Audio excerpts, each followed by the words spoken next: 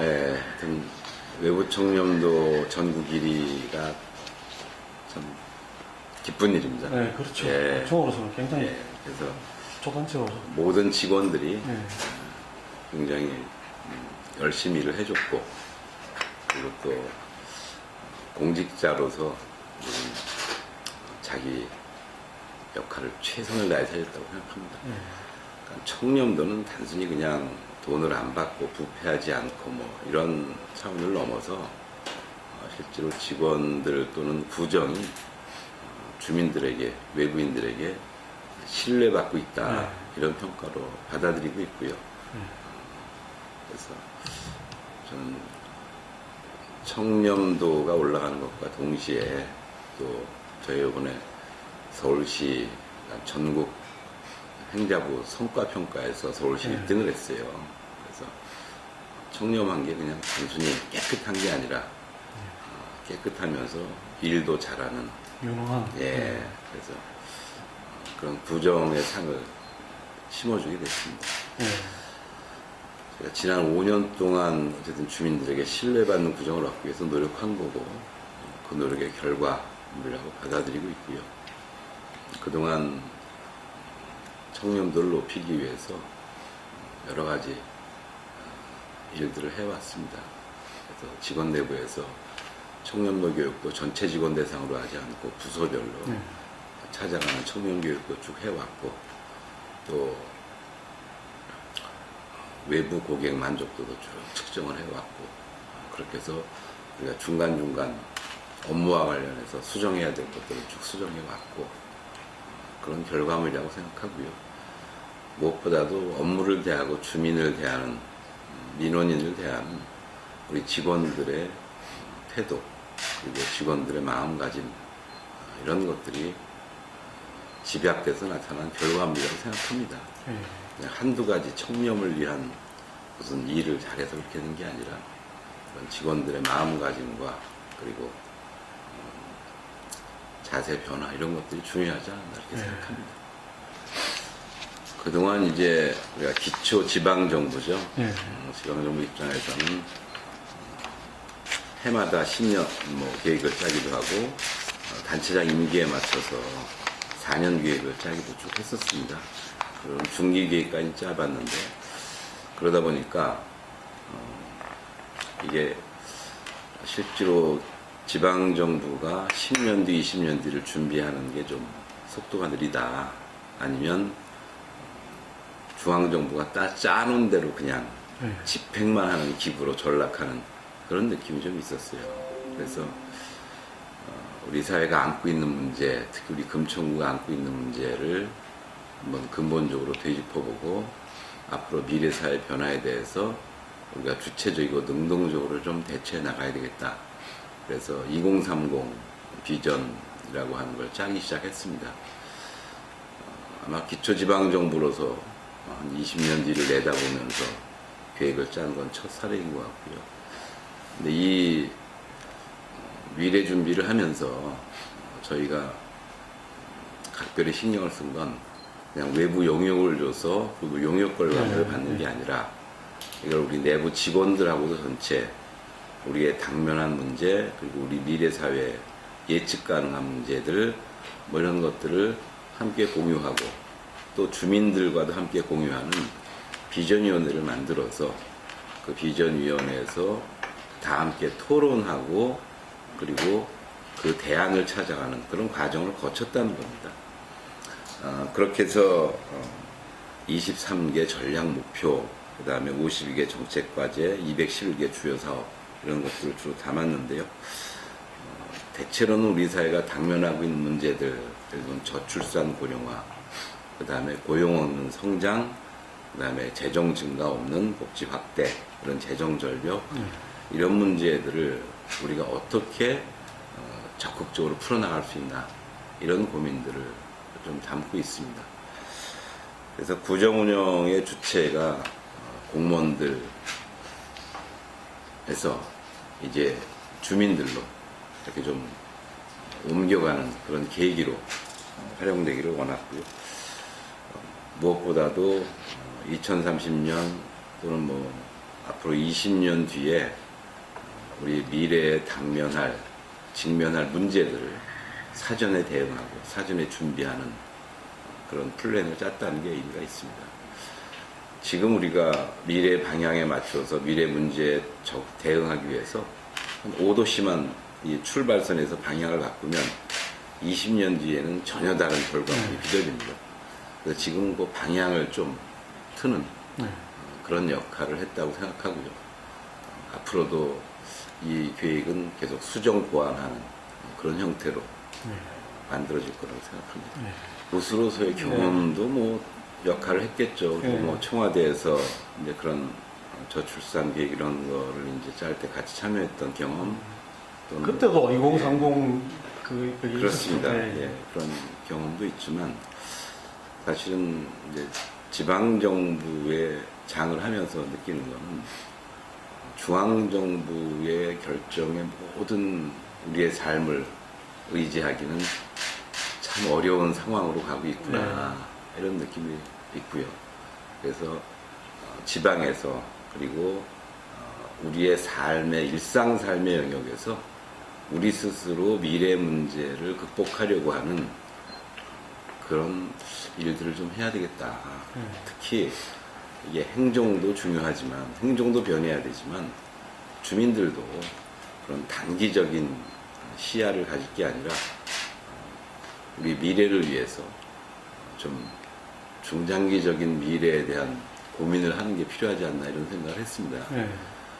이걸 우리가 20년 뒤를 중장기라고 얘기하지만 실제로는 나의 미래이기도 하거든요. 그래서 지금 뭐 50살 되신 분들이 20년 뒤를 얘기한다.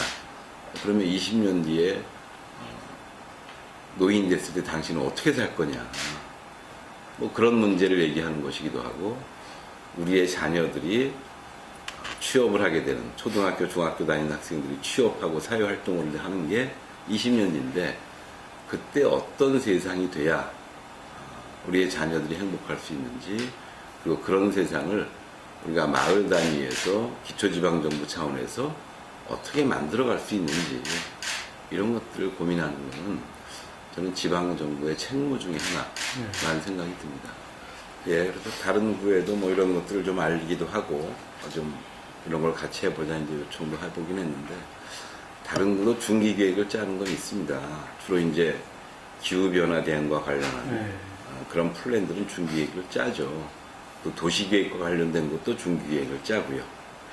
근데 대체로 그 두 가지는 아마 모든 지방정부들이 중기 계획을 다 짤 겁니다. 뭐 2030 뭐 이런 식으로 해서 짜는데 문제는 이런 공간의 변화나 또는 기후변화 같은 자연적인 변화라고 하는 게 우리의 일상 삶들, 예를 들면 뭐 우리의 경제 활동에 어떻게 영향을 미칠지, 그것이 복지와 어떤 연관을 가져야 되는지, 그래서 공간의 변화와 우리 일상 삶의 변화, 뭐 경제 활동의 변화, 복지의 변화 이런 것들하고 어떻게 같이 맞물려서 진행돼야 되는지에 대한 종합적이고 복합적인 고민이 없는 거죠, 사실은.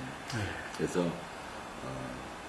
그런 부분별 중장기 계획을 통합해서 하나의 단일한 복합적이고 입체적인 중장기 계획을 만들어가는 시도였고 저는 이런 시도를 더 많은 지방정부가 했으면 하는 바람도 있고 또 그렇게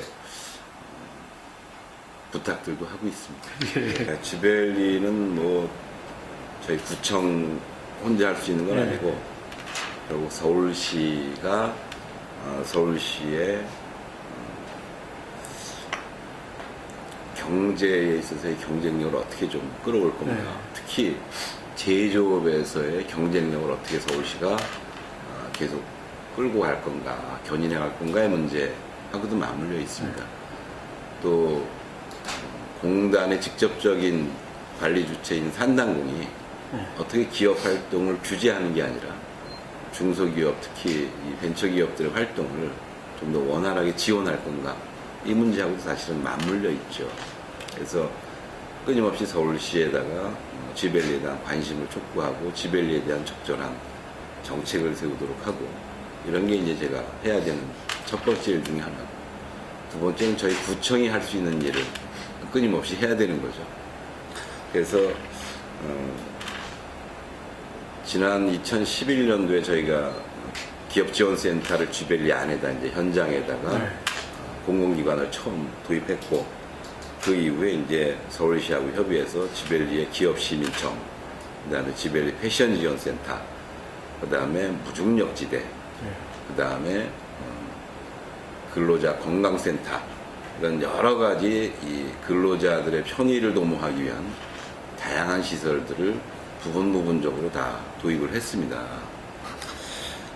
그리고 여러 가지 이제 지벨리의 가장 수건 사업 중에 하나가 교통 문제였는데, 교통 문제도 서부간선도로 하행선도 늘리고 또 진출 램프도 늘려서 지금 다소교통이 좀 편해졌죠. 네.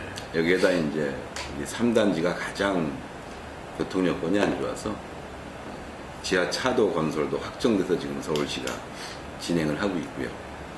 또 마찬가지로 수출의 다리 쪽도 교통 체계를 근본적으로 개선하기 위한 방식도 찾고 있고요. 더 근본적으로는 서부간선도로도 지하화하는 걸로 확정해서 작년에 이미 착공한 바가 있습니다. 그래서 이런 교통 여건 개선과 기업이나 근로자들이 더 일하기 좋은 정주 여건 만드는 거, 이게 첫 번째 저희가 쭉 진행을 해본 사업입니다. 두 번째는 친환경 미래단지로서의 이미지를 갖는 게 좀 필요해서 서울시와 함께 전기차 쉐어링을 적극적으로 하고 있습니다.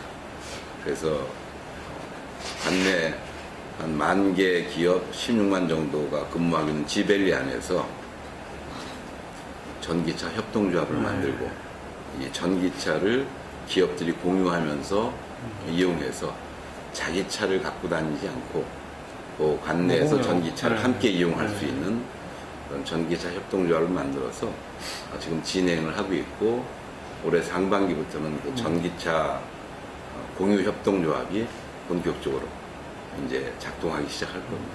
그래서 친환경 단지로 이렇게 옮겨가도록 노력을 할 겁니다. 근데 사실은 그런 여러 가지 변화에도 불구하고 어려운 조건이 있죠.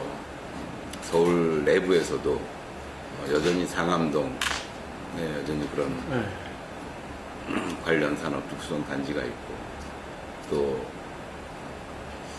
테헤란밸리도 아직 있고, 그런데다가 이제 어딘가요? 판교도 있죠. 그 다음에 이제 경기도가 시흥, 광명, 주거단지 조성에 실패하니까 거기에다가 이런 단지를 조성하겠다고 해서 점점 주변에 그런 지식산업센터의 단지들이 많아져서, 그리고 그쪽은 산단공의 규제를 받고 있지 않아서 훨씬 더 유연하고 자유롭게 운영할 수 있는 그런 단지들이 생겨나고 있습니다. 지벨리가 옛날에는 독점을 했으면 이제 주변에 그런 신규 첨단 연구단지들이 이제 많이 생겨나면서 그런 경쟁 구조로 하고 있어서, 지금 저희가 지원했던 그런 거 말고 또 다른 자기 특성을 갖는 게 좀 필요하겠다라고 생각하고 있고, 그걸 위해서 저희가 공군부대 이전하는 쪽에다가 관련된 스타트업을 좀, 청년들의 스타트업을 도와줄 수 있는 대규모 시설도 좀 고민하고 있고요. 그래서 청년들의 창업과 모험, 도전을 좀 지원할 수 있는, 그래서 미래 성장 동력이나 먹거리를 준비하는 그런 청년들의 창업 지원을 할 수 있는 그런 집중적인 지원 시설을 서울시와 같이 협의는 하고 있습니다. 예, 대학종합병원은 여건 변화가 아직은 크게 없습니다. 이게 부지 소유주하고 이제 부지 가격에 대한 협상도 지금 약간 교착 상태에 있고, 병원들 경영난 때문에 사실 병원들이 새로 병원을 서울에 진려고 하질 않습니다. 거의 서울이 수요가 거의 꽉 차 있는 상태여서 그런 여러 가지 어려운 여건이 있긴 하지만, 어쨌든 올해 내년에도 노력해서 어떤 식으로든 대형 종합병원을 유치하려고 하고 있고요. 계속해서 부지 소유주나 병원 경영협회나 병원협회나 이쪽하고 계속 접촉해서 뭔가 돌파구를 찾기 위해서 노력은 하고 있습니다. 혹시 뭐 좋은 데 있으신 분들 소개해 주시면 됩니다. 소방서는 뭐 여러 가지 논란이 있다가 최근에 이제 소방서를 설치하기로 최종적으로 합의를 했고 최근 부지 확정 단계에 지금 들어가 있습니다. 그래서 부지, 대안부지들을 한 몇 개 놓고 그 대안부지 중에 이제는 국민의 안전을 위해서 가장 적합한 장소가 어디냐 그거를 지금 마지막 결정하는 단계에 와 있어서 아마 내년쯤이면 착공 들어가지 않을까 이렇게 기대하고 있습니다. 그거는 뭐 저도 노력을 해야 되지만 가장 큰 건 우시장 상인들 한 분 한 분이 얼마나 함께 노력하느냐에 달려있다고 생각합니다. 그러니까 과거의 도축장 시설에 이제 3동짜리 주상복합 이제 아파트 단지가 들어섭니다. 그게 우시장 바로 건너편, 우시장 안에 있는 거죠, 사실은. 근데 이제 그게 들어서면 주변 환경에 대한 이런저런 논의들이 많이 될 겁니다. 근데 우시장이 굉장히 전통 있고 특색 있는 공간이긴 하지만 그리고 많은 사람들이 우시장을 또 찾기도 하지만 그게 현대적인 감각과 그리고 그런 디자인을 만들어내지 않으면 점점 외면받는 공간으로 변할 수 있습니다. 그래서 우시장이 주민들이 기피하고 혐오하는 시설이 될 것인지 아니면 주민들이 선호하고 이게 명물로 이게 탈바꿈할 것인지는 향후 4, 5년 정도 저희들과 우시장 상인 한 분 한 분들이 어떻게 노력하느냐에 따라 달라질 거라고 생각합니다. 도태될 수도 있고 그리고 정말 명물로 자리 잡을 수도 있습니다.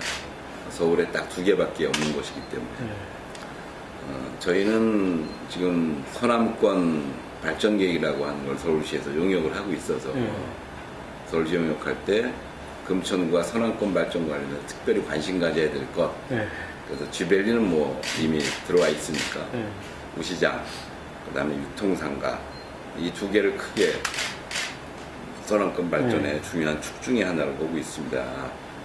물론 뭐 석수역세권 발전이나 뭐 철제상가는 이미 별도 계획이 진행되고 있어서 우시장과 유통상가를 서남권의 중요한 변화로 보고 있고 그런 변화를 이번 서남권 발전, 중장기 발전 계획이 어떻게 포함시킬 것이고 그리고 앞으로 그걸 추진할 것인가에 따라서 조금 달라지긴 할 겁니다. 단순히 그냥 축제 한번 열고 뭐 이런 단계로 이거를 해소하기는 점점 어려운 국면으로 가고 있고요. 나보다 근본적인 변화를 할 것이냐 말 것이냐 이거를 결정해야 되는 단계로 아마 한 2, 3년 내 결단을 해야 되지 않을까 싶습니다.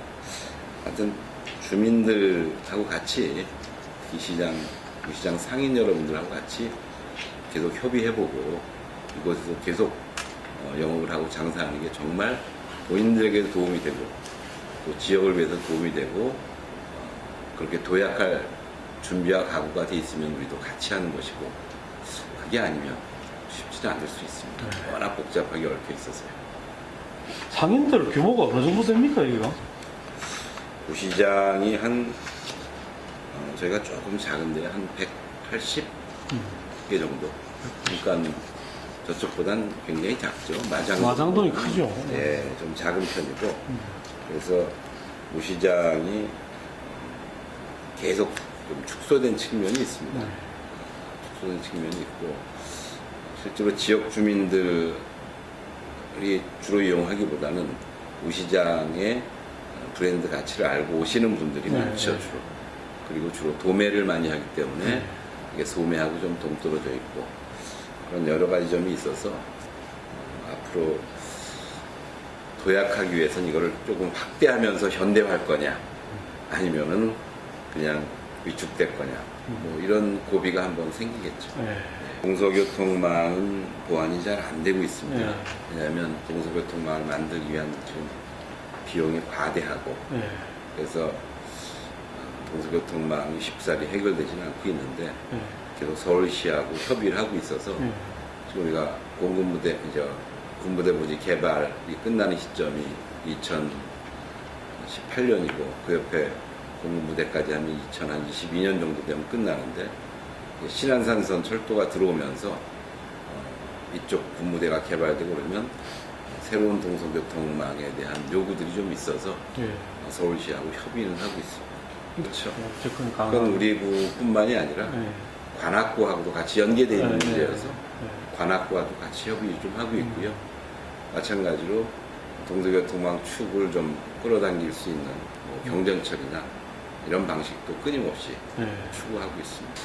복잡하죠. 예. 그리고 어렵긴 하지만 저희가 LH공사가 저희 구신 개발을 포기한 다음에 이렇게 새로운 거대한 중앙공원이 있고 여기에 시립미술관이 들어오는 그러한 새로운 도심 주거지를 만들어낸 것처럼 어떤 어려움이 있어도 방향을 잡고 네. 돌파해 나가는 건 필요하다고 생각합니다.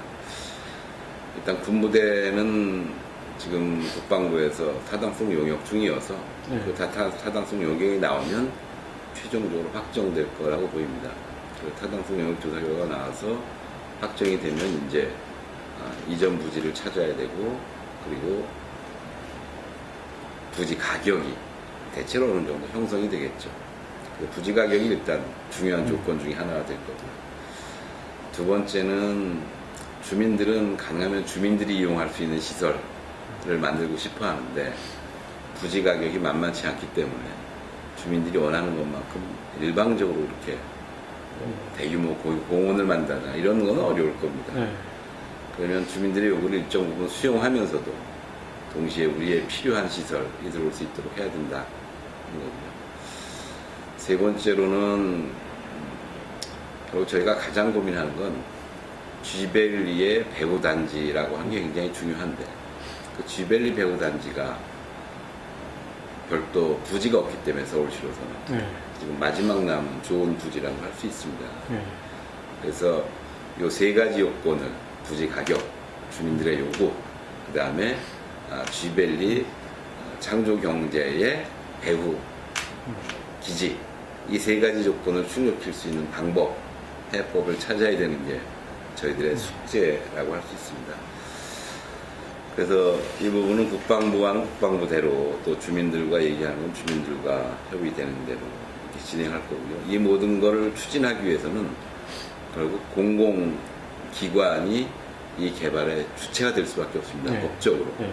그럼 결국 LH나 SH 두 군데 중에 한 군데가 이 사업을 해야 되는데 다행히 SH공사가 협조를 해줘서 SH공사하고 저희가 MOU를 맺었습니다. 네. 그래서 공군부대 개발에 관한 업무 협약을 저희가 맺었고 실제로 SH공사도 그냥 아파트 져서 파는 그런 회사가 아니라 이 35,000평에 달하는 큰 부지를 공공개발해서 그거를 관리하고 좋은 단지로 만들어 가겠다는 그런 의지를 갖고 있어서 SH공사 서울시 3자가 협의하면 좋은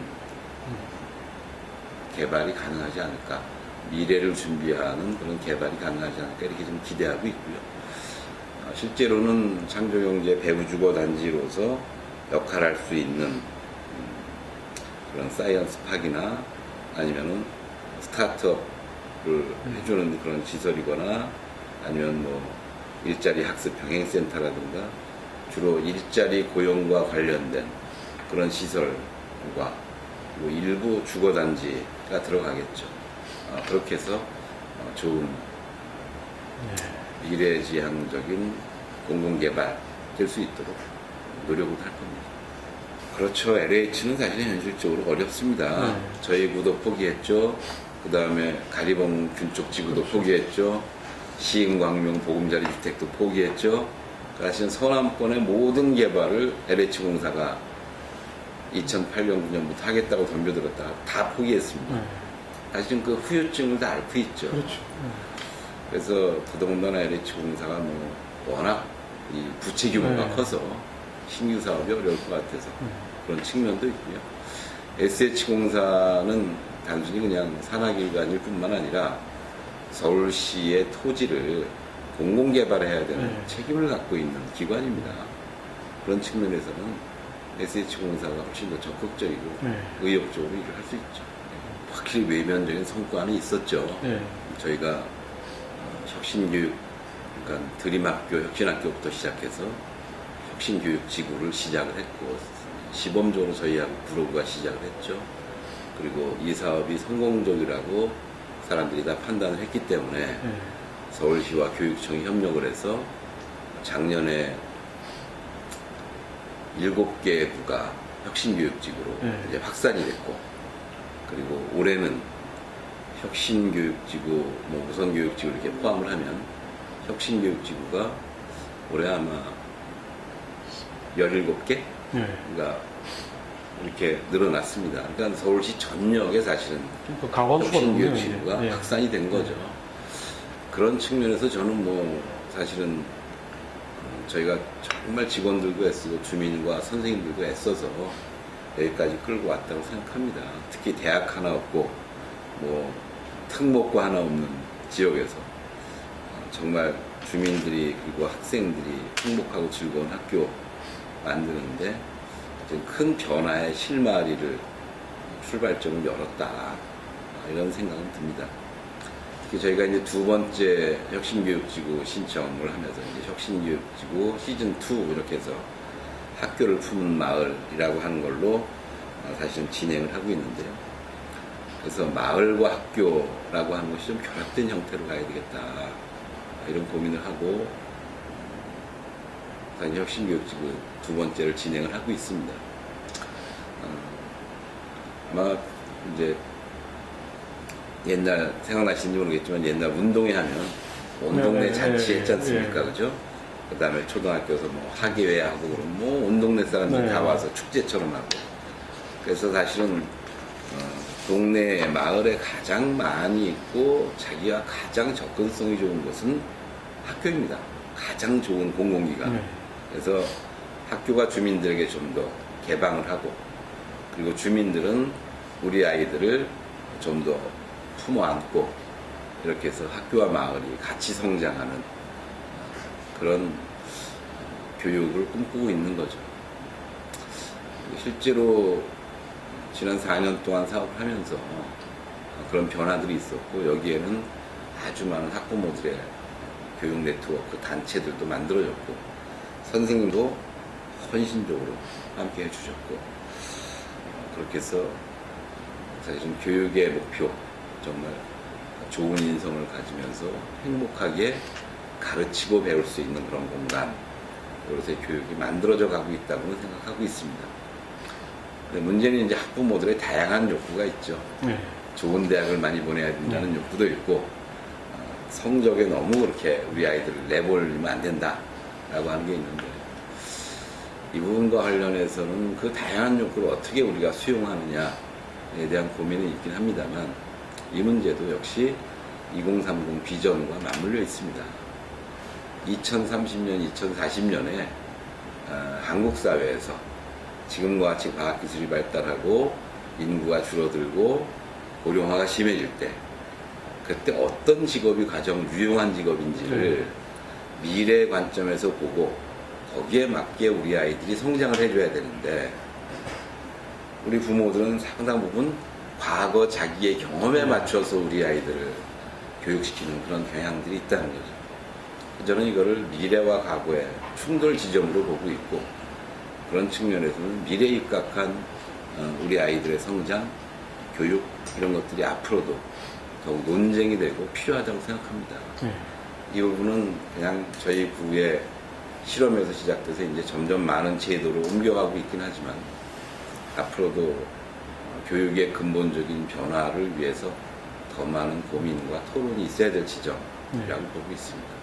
국회의원은 뭐 국민의 대표이기도 하지만 사실은 지역의 대표이라고 하는 이중성을 갖고 있죠. 그래서 지역 유권자들의 바람을 어쨌든 정치적으로 해결하기 위한 역할을 해줘야 되는데, 지역에서는 몇 가지들이 있을 것 같습니다. 첫째는 대형 종합병원 유치하는 거가 역시 가장 중요한 쟁점 중에 하나가 될 거고요. 두 번째는 쥐벨리 문제하고도 연계되는데, 과연 중소기업, 특히 관련된 우리 지역에 있는 중소기업들, 이 서울에서 가장 많은 지역인데 네. 과연 중소기업들을 위해서 뭘 해줄 수 있는지 가장 큰 게 이제 뭐 교통 인프라나 이런 것들을 해결해주는 역할을 해줘야 되는데 네. 그건 뭐 서울시가 해야 되는 일이야. 이렇게 하고 나면 뭐 사실은 다 구청장이 하면 되죠. 근데 사실은 그런 교통 인프라나 이런 거를 해결하는 거가 중요한 일입니다. 그 다음에 세 번째는 저희가 금천구가 서울의 다른 구에 비해서 늦게 출범을 했기 때문에 생활 인프라가 여전히 부족한 편입니다. 생활 인프라가 부족할 뿐만 아니라 이제 2030년을 향해서 이렇게 가면 그러면 고령화에 대해서도 좀 더 적극적으로 생활 인프라가 만들어져야죠. 그래서 고령화 비율이 20%가 넘어갈 거기 때문에 10년 뒤면 그러면 복지관도 한두 개가 더 져야죠. 그 다음에 어르신들의 일자리를 뭐 지원할 수 있는 그런 기관들도 있어야 되죠. 이런 다양한 생활 인프라들이 갖춰져야 되는데 그동안 그런 생활 인프라들을 제대로 갖추지를 못했어요. 물론 저희가 서울시랑 협의해서 끊임없이 더 많은 생활 인프라를 만들어가고 있긴 하지만 중앙정부에서 얻어와야 되는 인프라들이 큰 보조금들이 있거든요. 그런 것들을 좀 더 많이 따오려는 노력들을 해야 된다. 네. 그게 아마 이제 총선 공약과 관련한 건 중요한 게 그럴 것 같고요. 저는 근본적으로는 어쨌든 주민들한테서 신뢰를 받을 수 있는 정치를 좀 했으면 좋겠다. 그래서 말도 안 되는 공약, 하나마나한 말씀 이런 거 말고 꼭 지킬 수 있는 공약, 그리고 본인이 할 수 있는 거, 주민들이 필요로 하는 일 이런 것들을 대신 열심히 해주는 그 대의제라고 하는 거 아니겠어요? 대신 열심히 하라고. 네. 그래서 그렇게 해서 신뢰를 얻어가는 그런 정치를 해주시기를 진심으로 바랍니다. 6대부터야 아니죠. 그래서 서울시가 어쨌든 네. 일부 조례를 우여곡절 끝에 어쨌든 1.6% 증가시켰어요. 그래서 네. 21%에서 21.6%로 이제 인상을 해서 그리고도 한 80억 정도 더 늘어나는 것 같아요. 그래서 늘어나면 저 여유 있지 않냐라고 하지만 사실은 복지비가 과대하게 확대되어 있기 때문에 네.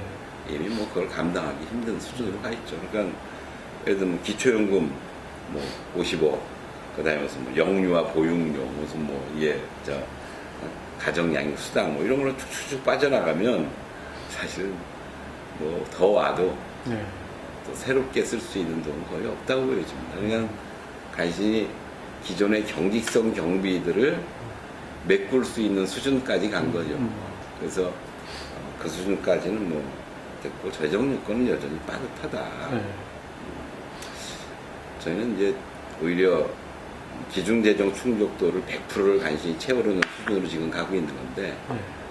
이거를 강원도 시장이 이전에 한 110% 정도까지 끌고 갔었거든요. 네. 그래서 그걸 좀 기준재정 수요 충족도를 좀 넘어서 교부금을 줄 수 있는 방식이 좀 있어야 된다라고 하는 거고, 그래서 앞으로도 이 문제는 계속 뭐 논란이 되지 않을까 싶어요. 근데 근원적으로는 결국은 뭐 재정 자율성이라고 하는 건 서울시랑만 되는 게 아니라 네. 결국은 국가가 국세와 지방세를 어떻게 조정을 할지, 그리고 실제로 무상보육이나 이렇게 대통령이 약속했던 사업을 정말 국가가 국가의 비용으로 전담만 해준다면 네. 그럼 저희가 이것 때문에 큰 부담을 갖지 않는다는 거죠. 네. 그럼 기초연금 사업비, 무상보육 이거 다 대통령 공약 사업이었고, 그리고 그런 보편복지는 국가가 책임지는 게 맞다고 다 얘기를 하고 있는데 누구에게나 해당되는 거니까 지역과 상관없이. 근데 기초연금 사업비도 일부 지방이 되고 있죠.